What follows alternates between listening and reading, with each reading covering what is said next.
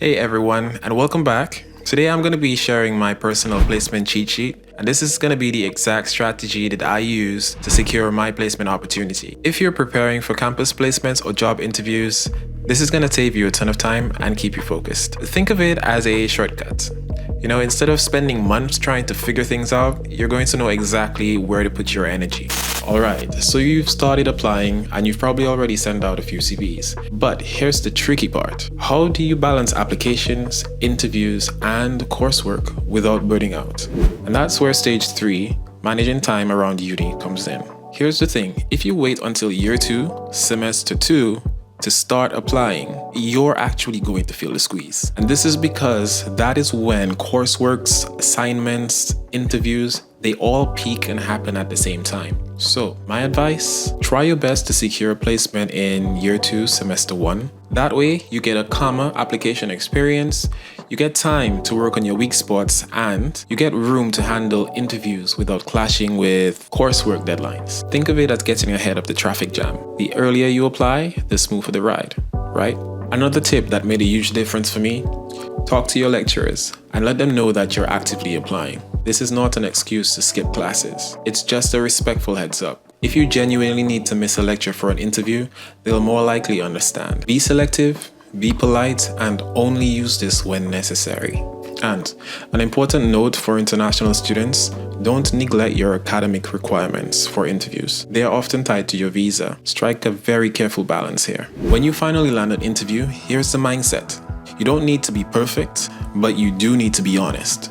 If you don't know something, say so. Don't try to fake it. They're gonna know, they're gonna know, they're gonna know. There is always going to be a technical person at the interview, and if you feign knowledge, it's just gonna make you look dumb. I know you've probably been in a situation where you're trying to explain to your lecturer that you didn't use ChatGPT. It's kind of like that, but show how you would figure it out. For example, while I haven't worked directly with C#, I've learned multiple languages quickly by building on my programming fundamentals. I'd be confident in picking it up using documentation and examples. That one statement shows 3 things: integrity, self-awareness, and a problem-solving mindset. These are some of the more important traits that companies are looking for. Sometimes interviewers often include a presentation stage. This is a great time to show who you are. Here's how you're gonna ace this, yeah? Use your uni's free tools like PowerPoint, Canva, or Google Slides. Keep the design simple but clear, clean fonts, consistent layouts, easy to read structure. If you're not confident with designing slides, keep it simple. Black text, white background, pictures.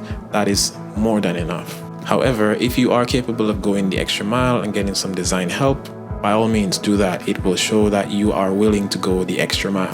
Practice aloud. Yeah, this one kind of has a little bit of cringe, doesn't it? But it is quite important. Whether it's with a friend, in front of a mirror, or even recording yourself, it is very important that you have some medium to derive feedback so that you can improve on your delivery.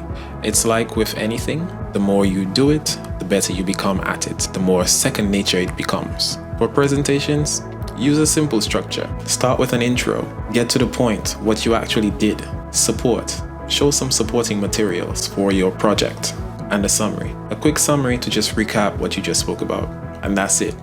Now, let's wrap up this stage with some rapid fire tips for just balancing everything. Use a calendar to block time for applications, revision and making changes to your applications when needed, and time for rest.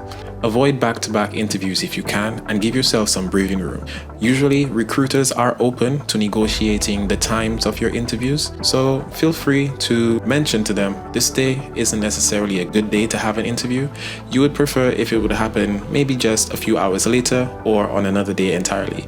Be open, be respectful, and I'm sure they'll be happy to accommodate you. Keep your CVs, cover letter, and portfolio up to date so that you can apply as quickly as possible when things come up. And here's a really important one. Celebrate small wins, like passing an online interview, or even just getting a reply.